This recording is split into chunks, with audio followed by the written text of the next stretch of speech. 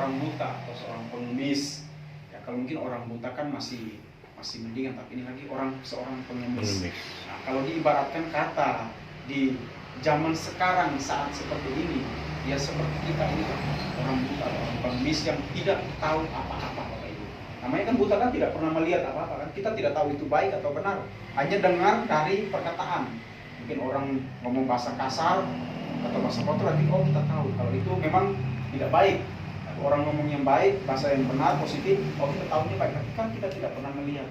Orang pun paling mungkin ngomongnya di mulut, tapi ternyata dia lakukan di depan kita kan tidak tahu. Jadi di sini orang buta ini, dia dengan keyakinannya dia hanya mendengar suara Tuhan saja. Karena waktu itu kan di mana-mana kan sudah terkenal pembawa ini, seorang pembawa mujizat yang suka menyembuhkan orang, pokoknya membantu orang, menguatkan orang. Dia hanya dengar saja, padahal dia tidak pernah melihat sama sekali. Dia dengan yakinnya, dia berseru kalau Yesus bisa menyembuhkan dia. Padahal di banyak kerumunan orang-orang seperti itu, tapi dia tetap berseru dengan suara lantang. Bahkan ada juga yang menegur dia kan. Harusnya hal itu juga yang kita lakukan dalam kehidupan kita saat ini, Bapak Ibu. Kenapa? Dulu kan Yesus kan hanya jalan seperti biasa, Bapak Ibu ya, hanya jalan aja. Tapi sekarang kan Yesus kan ada dalam hati kita. Nah, itu yang harus kita yakini. Kita harus pastikan kalau sekarang ini Tuhan ada dalam hati kita dan kita pun ada dalam hatinya Tuhan. Jangan ikut prinsip orang lain. Mungkin ditanya, kamu nggak pergi ibadat, kamu nggak pergi gereja. Jawabnya mereka apa? Nggak apa-apa. Tuhan tahu kok, Tuhan ada di hati saya. Tapi mereka nggak mikir kan, mereka ada nggak di hatinya Tuhan, Bapak Ibu. Ya, jadi itu yang harus kita buat titik poinnya kita, Bapak Ibu ya. Kita jangan terkecoh dengan permainan ini, perkataan orang-orang dunia, Bapak Ibu. Karena orang-orang yang kadang-kadang yang sudah betul-betul mengikut Tuhan pun itu melakukan hal yang tidak sesuai dengan kehendak Tuhan. Di sini Tuhan hanya minta tetap berseru kepada dia, tetap berharap atau bersandar kepada dia, apapun kondisinya itu. Seperti pengemis ini. Pengemis ini kan orang buta ini ya ditegur juga, dia teriak-teriak. Tetapi dia teriak bukan asal teriak, dengan sungguh-sungguh dia berharap, dia percaya kalau ada satu mujizat. Saat Tuhan panggil dia, orang-orang datang gotong dia. Orang-orang kan juga sudah kasih peringatan, kamu bersiap aja, nggak tahu nanti apa yang akan terjadi. Tapi dia yakin, dia pasti akan dapat kesembuhan. Makanya saat Yesus tanya dia, apa yang kamu minta dari dia bilang, apa Rabun? Itu hal itu pun yang harus terjadi dalam kehidupan kita. Kita pun harus minta sama Tuhan, berdoa sungguh-sungguh, berseru sama Tuhan. Karena Tuhan pasti akan menjawab. Dan Tuhan kalau tanya, apa yang kamu minta, ya kita dia bilang itu aja. Kita kepingin melihat hal-hal yang besar. Dalam arti hal-hal yang besar itu ya mungkin hal-hal besar yang kita lakukan bisa menyenangkan orang-orang, sama-sama membangun rohani kita bersama-sama. Mungkin kita bisa berguna untuk orang lain. Dalam artinya kita tidak jadi batu sandungan juga buat orang lain. Jadi pesan moral yang disampaikan, ya memang kita harus tetap, tadi saya bilang kita harus tetap bijaksana, kita tetap ikhlas dan kita tetap harus kuat. Itu 3 poin itu yang saya tekankan di sini. Soalnya kalau tanpa 3 hal itu saya yakin tidak akan bisa. Itu mustahil. Percuma kita jadi orang pintar, orang bijaksana, tapi itu orang ngomong sedikit menyakitkan hati kita. Akhirnya kita timbul rasa dendam, timbul rasa iri. Berarti kan bukan ikhlas. Percuma kita ikhlas pun, tapi kalau kita jadi orang bodoh kan sama aja. Karena banyak juga kan Bapak Ibu ya. Atau mungkin sebaliknya, kita hanya minta kekuatan. Kekuatan kemana-mana disegani orang, tapi kita ngomongnya selalu ngawur. Apapun kita asal nabrak aja, berarti percuma, sia-sia juga. Jadi itu yang hanya saya sampaikan. Kita tetap jadi orang yang beriman, kita tetap berpegang pada kebenaran Tuhan, karena Dia itu adalah sumber pengharapannya kita. Dia itu adalah sumber kekuatan kita. Datang saja pada Dia. Di Alkitab kan dituliskan banyak sekali ayat-ayat itu. Berserulah kepadaku, maka akan menjawab engkau. Mintalah dengan sungguh-sungguh, ketuklah maka pintu akan dibukakan. Jadi tidak salah memang. Kalau orang buta itu dia begitu yakin, dia tidak melihat tapi begitu yakin. Kalau kita sekarang, kita sudah melihat, cuma kembali lagi, flashback lagi di hati kita, di pribadi kita. Apakah betul-betul hati kita, batin ini sudah melihat kebenaran-kebenaran itu? Dan setelah kita sudah melihat, apakah kita sudah berguna, bermanfaat untuk orang-orang? Apakah kita sudah memberikan sumbangsi, atau paling tidak mungkin orang-orang yang sudah melihat kita, oh ternyata persekutuan yang menuai luar biasa begini. Itu hal juga yang kita maukan, harus kita tunjukkan kepada orang. Kita tidak boleh putus asa, karena dari pribadi saya sendiri ya mungkin kalah dengan bapak ibu yang sudah sekarang kan sudah berapa tahun menjalani semua.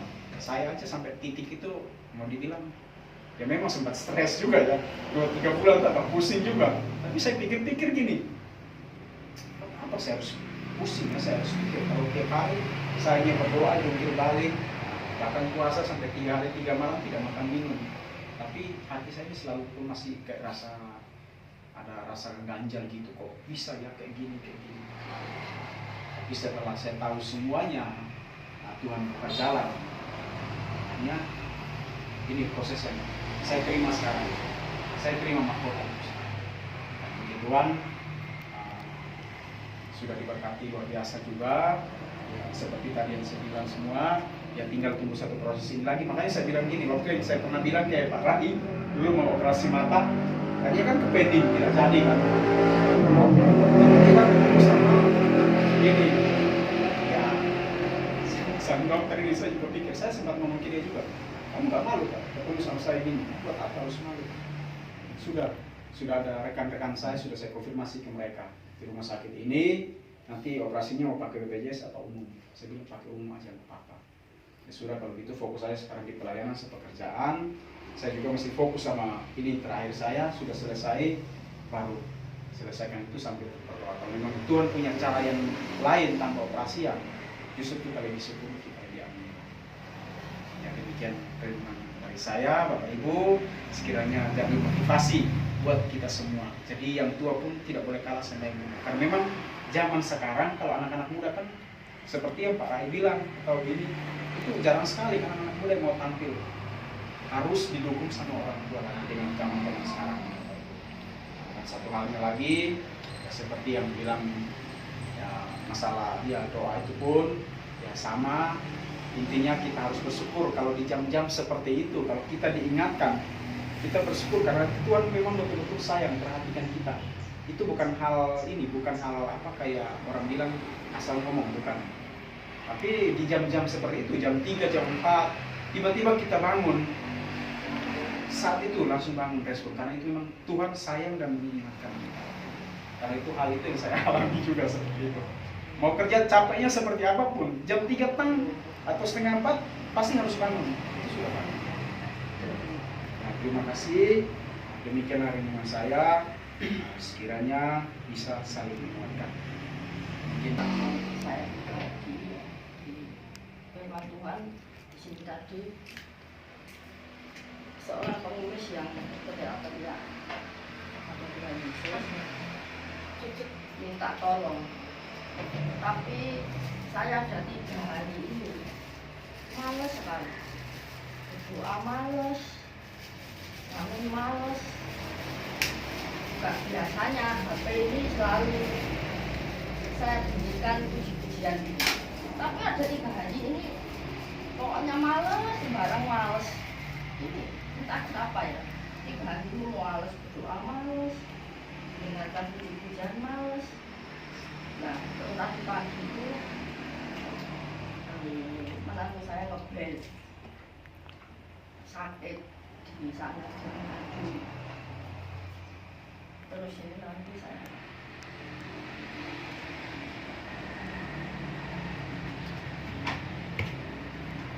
mohon didoakan aku tidak ada sendirian Pak, ya siapa-siapa.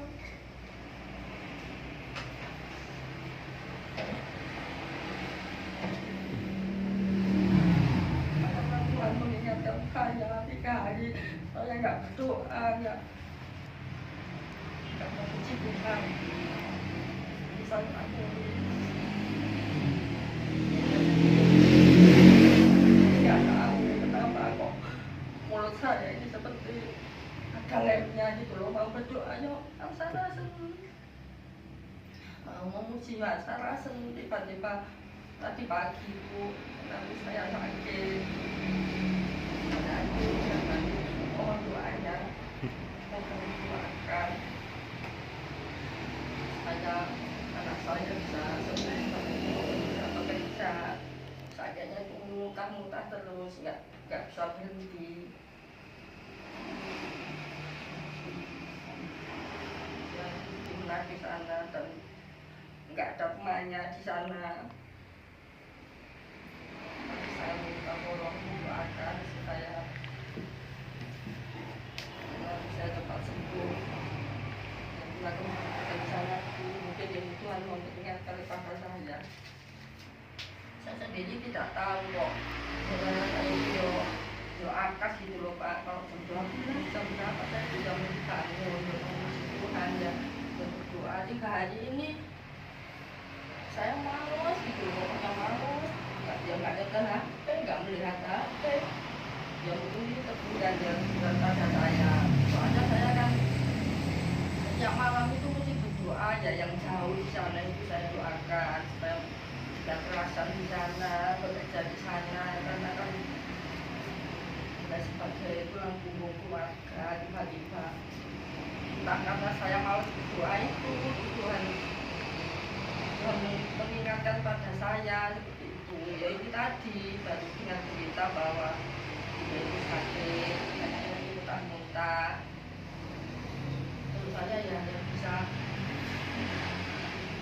bisa ya sabar, kalau nonton mawon. Aku saya kehapian tak bantu saya. Kemudian apa permintaan saya nanti mohon doakan buat doa ini yang saya sampaikan. Harus berseru-seru pada Tuhan seperti lagunya. Serahkanlah hidupmu kepadanya, serahkanlah seluruh persoalanmu, sebab di dalam namanya ada cari dan kekal, di dalam segala perkara. Berseru pada Yesus, berserah pada Yesus, Dia beri kedamaian abadi. Berseru pada Yesus, berserah pada Yesus, percayalah Dia menolongmu. Berseru pada Yesus, berserah pada Yesus, beri kedamaian abadi. Kita hanya berseru-seru kepada Yesus. Dialah yang menolong kita, Dialah yang beri kedamaian dalam kehidupan kita, lepas pribadi. Amin. Luar biasa. Monggo Pak Janji. Iya, terima kasih waktu yang diberikan kepada saya. Hubungan pada siang hari ini yang luar biasa. Di sini saya akan mengambil ayat yang ke-47.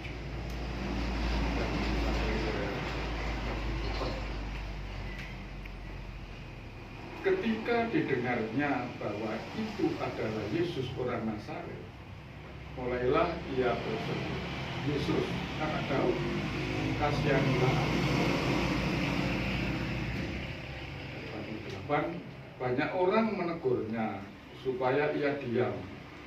Namun semakin keras ia berseru, anak Daud, kasihanilah aku. 9. Lalu Yesus berhenti dan berkata, panggillah dia. Mereka memanggil orang buta itu dan berkata kepadanya, kuatkan hatimu. Berdirilah, ia memanggil. Bapak Ibu yang dikasihi Tuhan, Kalau kita melihat sejarah atau kejadian Bartolomeus ini adalah luar biasa ya. Jadi apa yang disampaikan Pak Ede tadi sudah jelas bahwa orang buta dan pengemis dan tidak tahu bagaimana wajah Yesus itu tidak tahu. Tapi mendengar bahwa Yesus itu adalah mempunyai kekuasaan yang luar biasa yang bisa menyembuhkan orang yang sakit apapun. Bahkan bisa membangkitkan orang yang sudah mati. Ini diyakini oleh mereka karena Bartolomeus ini adalah juga orang Yahudi, jadi mengerti, tetapi tidak pernah melihat karena memang buta dan pekerjaannya setiap hari itu di pinggir jalan dan minta-minta. Namun Tuhan Yesus lewat di depannya itu dan dia malah berseru. Di dalam ayat yang ke-47 ini jelas, ketika didengarnya bahwa itu adalah Yesus orang Nazaret, mulailah ia berseru, Yesus anak Daud, kasihanilah aku. Tetapi orang-orang lain itu menegur. Orang-orang yang mengikut pada Tuhan Yesus itu apa itu murid, apa kita tidak tahu, tidak dijelaskan di sini. Tapi justru setelah ditegur, ia malah Semakin keras. berseru keras. Akhirnya Tuhan Yesus berhenti dan memanggil.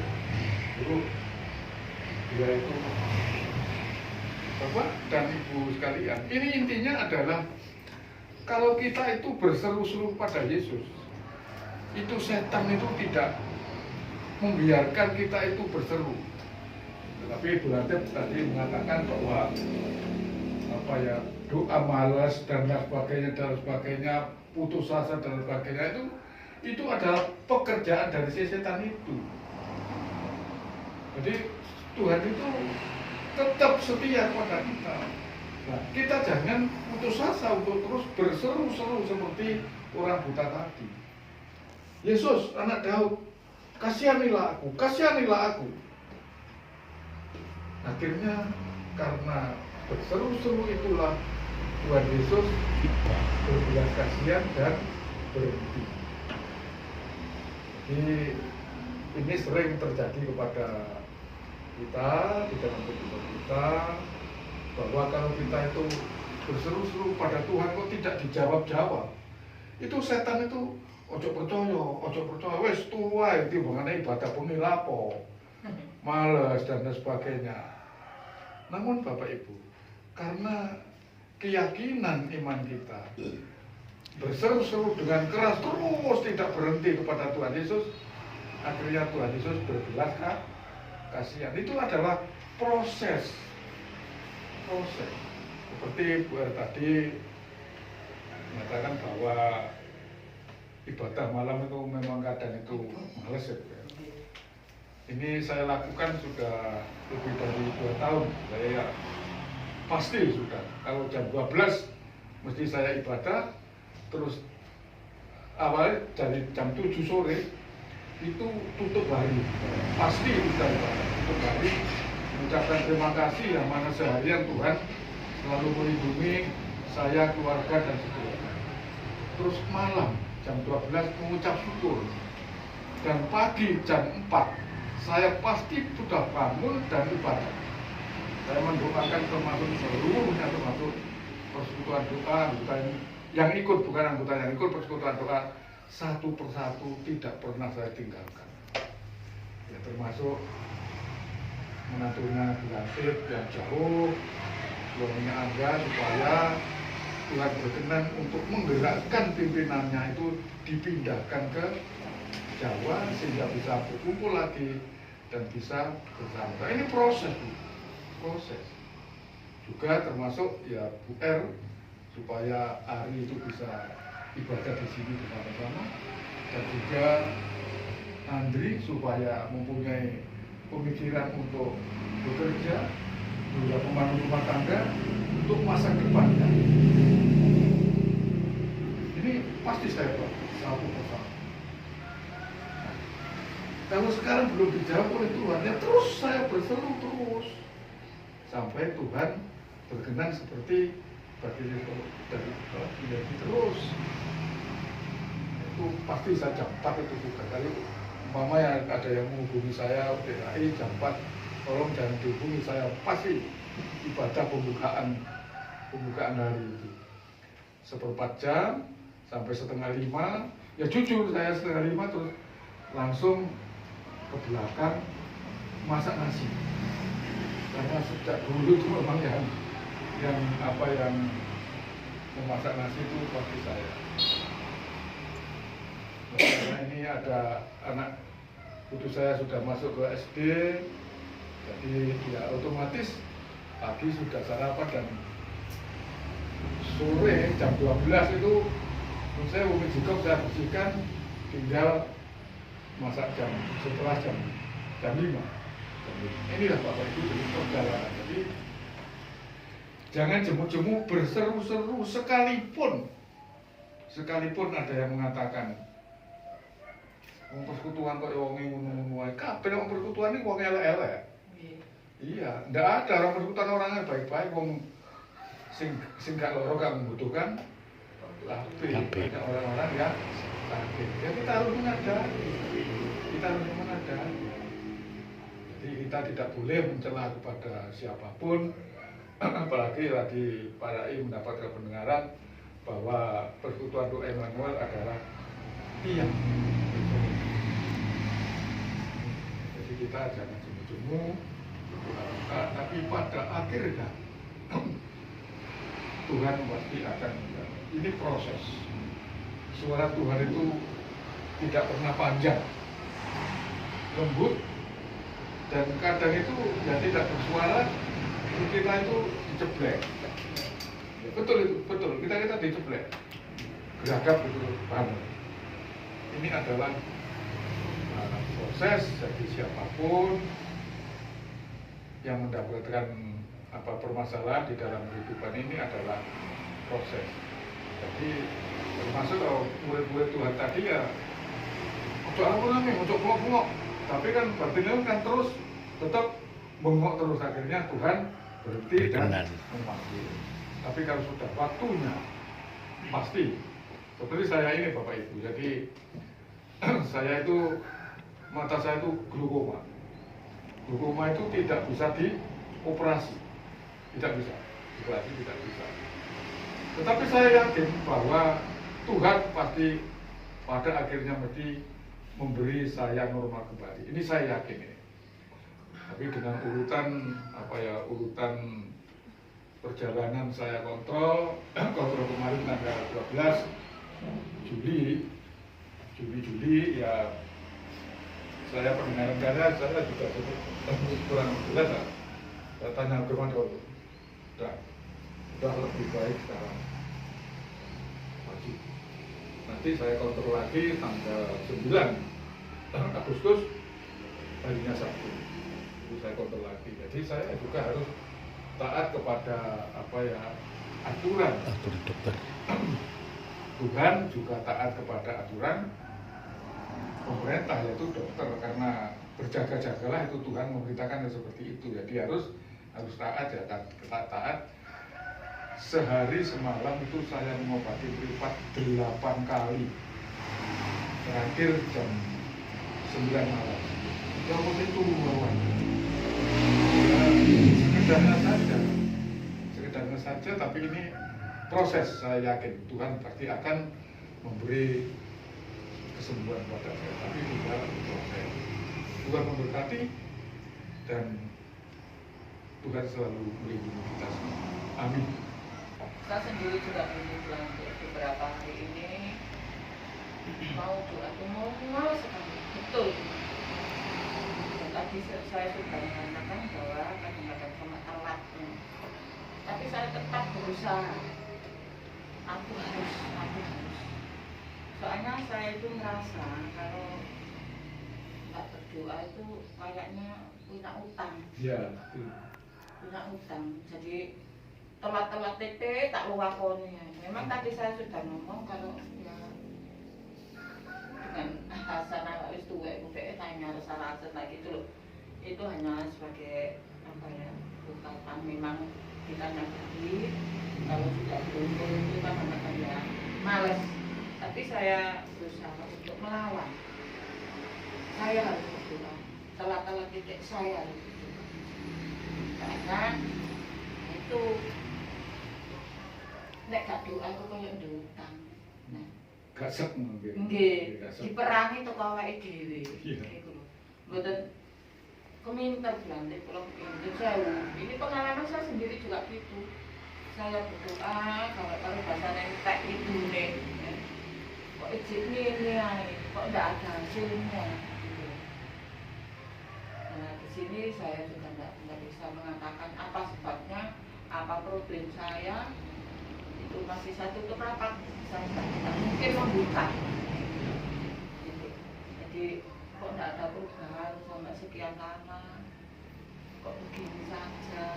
Itu seasa yang bilang buatan penjenengan tok kula piyambak itu nggih ngalami, tapi saya perangi dengan batin saya harus berdoa, saya harus bahasa kenek-kenek bahasanya itu seperti itu ya. Untuk itu ini sebagai apa ya, kita di dalam persekutuan doa seringkali saya mengatakan saling mengingatkan dan saling menguatkan. Jadi kalau saat ini dilatih ngelungkro ya beberapa hari karena tidak malas doa, itu dilawan dengan dirinya sendiri. Siapa yang mengingatkan kecuali diri saya sendiri. Aduh, nggak mau ngapunten tak ada ikut. Ini sebelumnya Pak Raim ini pun saya ingin tahu perbedaannya hikmah dan hikmat. Apa itu artinya sama atau ada perbedaan sedikit gitu? Saya nggak tahu Pak. Ini kan hikmat dan hikmah itu kan kayak rancu artinya itu. Hikmat itu nggak tahu. Kalau kita sebetulnya sih saya harus kembali bertanya lagi juga karena mantan bahasa Indonesia kan BDR. Jadi ya yang namanya hikmat dan hikmah itu kan apa ya, dapat hikmahnya bukan hikmat. Kalau hikmat itu pemberian Allah. Berbeda. Lain ya, lain. Kalau hikmah itu sesuatu yang kita peroleh ketika kita habis sharing cerita, oh kita dapatkan hikmah, manfaat. Hikmah itu hampir seperti manfaat. Tapi kalau hikmat itu Tuhan menyertai. itu seperti Tuhan apa ikut ya? serta ya. Aromah sesuatu yang punya Karunia, hikmat itu karunia. itu hikmat itu ada dua, hikmat dunia karena kepandaian seseorang karena sekolah studi, dan hikmat Tuhan seperti Salomo yang tidak dimiliki oleh siapapun. Itu hanya Tuhan yang punya, dan untuk mendapatkan itu harus takut akan Tuhan. Mazmur pasal 1 dan juga di dalam Amsal gitu. Jadi hikmat itu diperoleh dari takut akan Tuhan. Nah, puji Tuhan, apa yang kita dapatkan siang hari ini terkait yang pertama, sebelum firman disampaikan tadi, saya sudah menyampaikan bahwa hari ini kita harus berdoa untuk saudara-saudara kita yang sakit.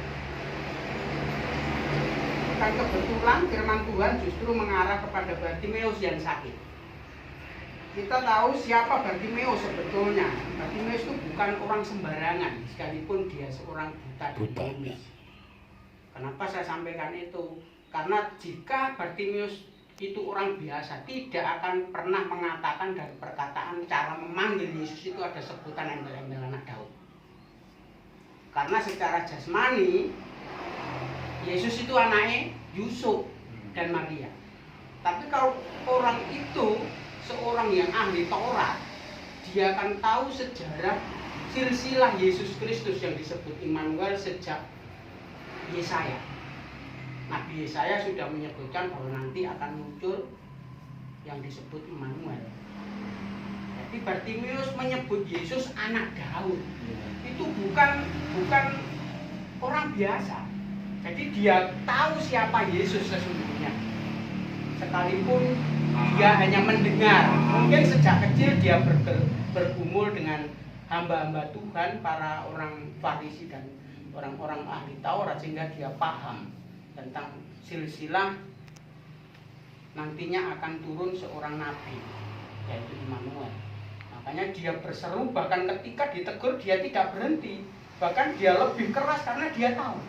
Makanya Yesus pada ayat 52 menyebutkan, pergilah, padahal belum sembuh loh itu, belum sembuh, tapi disuruh pergi, imanmu Nah, imannya. Jadi Bartimeus punya kekuatan iman yang bisa menyembuhkan dirinya sendiri. Iman kepada Yesus, Immanuel yang disebut anak Daud tadi. Nah, ini kita peroleh pada siang hari ini. Iman kita dapatkan ketika kita berdoa. Sudahkah kita mengimani itu? Nah, saya akan ambilkan dari Markus ya. Jadi dari kitab Markus pada pasal yang ke-11 ayat 24. Saya akan bacakan buat kita semua. Karena itu, ini Yesus yang berkata, karena itu aku berkata kepadamu, apa saja yang kamu minta dan doakan, percayalah bahwa kamu telah menerimanya. Telah dengan akan itu berbeda. Kalau telah itu sudah menerima, padahal belum terjadi. Tapi Yesus mengajarkan apapun yang kita doakan, percayalah. Artinya percaya itu iman tadi yang dimiliki Bartimeus, bahwa kita sudah memperolehnya, sekalipun belum terbukti. Makanya arti iman di dalam Ibrani itu, apa yang belum kita lihat, itu yang akan Tuhan tunjukkan. Itu arti iman. Jadi kita semua siang hari ini diajar untuk tentang menguatkan diri kita, tentang percaya kepada Yesus yang tidak kita lihat. Makanya Yesus sampaikan, berbahagialah orang yang percaya tanpa melihat. Kita tidak pernah melihat kuasanya Tuhan seperti seorang kiai yang mendoakan dengan jam dan disentuh dan sebagainya.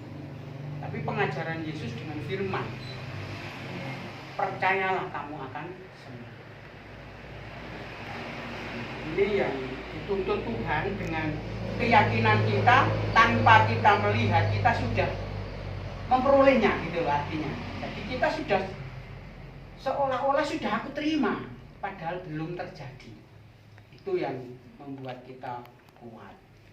Jadi kembali lagi, marilah kita bersama-sama saling menguatkan. Memang tidak mudah, kita ngomong itu gampang, tapi untuk mempraktekannya itu sulit. Makanya BDR tadi harus diperangi. Nah, perang itu musuh iblis yang tidak kelihatan. Musuh kita itu bukan darah dan daging, kan Tuhan Yesus katakan gitu. Musuh kita bukan darah dan daging, tapi kuasa roh-roh di udara, roh kegelapan. Bisian-bisian seperti pada janji, ojo, apa kon melu persekutuan bendino kalau artine, endi buktine apa? Sing loro ya panggah loro, sing linu ya pancet linu. Ya. Karena apa? Iman kita belum begitu kuat seperti Bartimeus.